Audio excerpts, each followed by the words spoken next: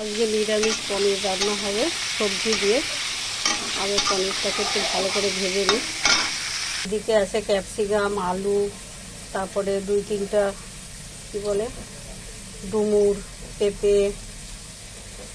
সবজিটাকে ভেজে নিচ্ছি। লবণ আর 1 চিমটি হলুদ দিয়েছি। মশলা কষানো হয়ে গেছে, সবজিগুলো দিয়ে দিলাম।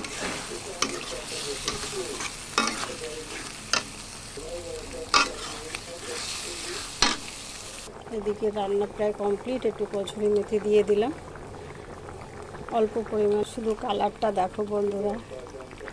একটু দিয়ে দেবো ঘি, 1 চামচ মতো। রান্না কমপ্লিট। এবার তৈরি হবে ফ্রাইড রাইস।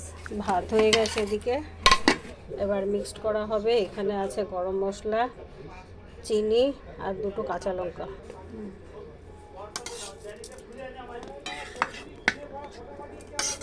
হ্যাঁ, এবার মিক্সড করা হচ্ছে, সব কিছু দেওয়া আছে।